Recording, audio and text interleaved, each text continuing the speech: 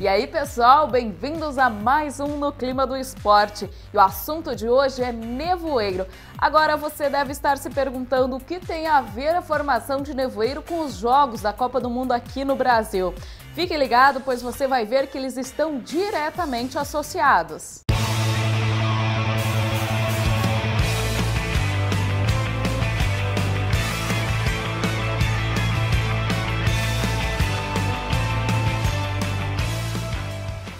Para começar, a primeira coincidência entre o nevoeiro e a Copa do Mundo é o calendário. Isso porque a época mais comum de formação do fenômeno são justamente os meses que ocorrerão o Mundial aqui no Brasil.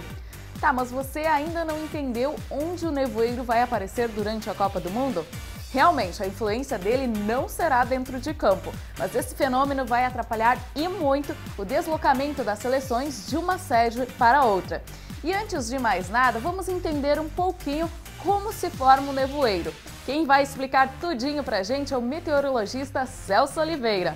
Olá, Celso! Olá, Nadiara! O nevoeiro nada mais é que uma nuvem que se forma sobre a superfície, ou seja, até mesmo quem nunca voou de avião sempre já passou por alguma nuvem. Essa nuvem é chamada de stratus, é uma das 10 nuvens que existem na atmosfera. E essa nuvem, ela se forma por conta da umidade alta. Essa umidade, ela chega a 100% normalmente nos finais de madrugada, início de manhã, e essa condensação, essa umidade alta acaba formando essa nebulosidade. E por que a umidade aumenta? Bom, a umidade aumenta por dois motivos. Pela temperatura. Se a gente tem um final de tarde, um início de noite sem nuvens, a temperatura cai muito rapidamente ao longo dessa noite, madrugada, e a umidade acaba alcançando os 100%. Lembrando que a umidade relativa é relativa à temperatura, ou seja, uma temperatura baixa acaba gerando uma umidade alta, uma relação inversa. A outra alternativa que existe é quando você tem o transporte de umidade de um local para aquela região, e aí a umidade também alcança 100% e também forma nevoeiro. Aqui no Brasil é mais comum a primeira situação, ou seja, no outono e inverno, que temos noites mais frias, a umidade alcança 100% com facilidade, acaba formando nevoeiro, desde que você tenha vento fraco.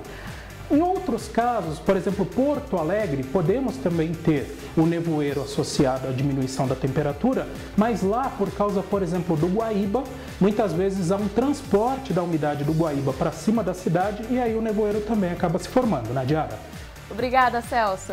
E agora que você entendeu tudinho sobre nevoeiro, vamos às consequências dele durante a Copa do Mundo. A primeira delas foi notada antes mesmo do Mundial começar. No dia da apresentação da seleção brasileira na Granja Comari, em Teresópolis, um forte nevoeiro se formou e encobriu o campo. Não dava nem para enxergar o gol do outro lado do gramado. E isso acendeu um alerta para a comissão técnica, que não pretende mais fazer treinamentos na parte da manhã, quando o fenômeno acontece com mais frequência. Agora, os prejuízos que os nevoeiros trazem são bem mais conhecidos nos aeroportos, principalmente do sul e do sudeste do país. Somente neste ano, o aeroporto de Curitiba registrou 38 nevoeiros, em Porto Alegre foram 15 e em São Paulo o fenômeno se formou 10 vezes só nos primeiros 5 meses de 2014. O problema é que a maior parte dos nevoeiros fecham os aeroportos, atrasam voos e provocam aquele efeito cascata, que pode complicar todo o tráfego aéreo.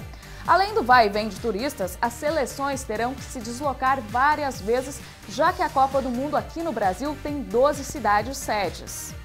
Só para se ter uma ideia, dá uma olhadinha aqui no itinerário da seleção brasileira. Neymar e companhia estão hospedados no Rio de Janeiro. Viajarão para São Paulo para a abertura da Copa, o segundo jogo será em Fortaleza e para fechar a primeira fase eles jogarão em Brasília. Corre mais o risco de serem prejudicadas as seleções que forem jogar no Rio de Janeiro, São Paulo, Curitiba e Porto Alegre. É o caso da França, que sairá de Ribeirão Preto, no interior paulista, para fazer sua primeira partida na capital gaúcha no dia 15 de junho. Já a Argentina se hospedará em Belo Horizonte e fará o segundo jogo no Mineirão. Mas a estreia dos nossos irmãos da Copa será no Rio de Janeiro e a última partida deles na primeira fase será em Porto Alegre. Vamos combinar que não seria nada mal se a seleção de Messi perdesse o voo ou principalmente o jogo, né? Mas isso vai ser bem difícil porque eles já devem estar bem prevenidos. O No Clima do Esporte fica por aqui, mas volta na semana que vem com muito mais informações. Então fique ligado, navegue à vontade pelo nosso site e até mais!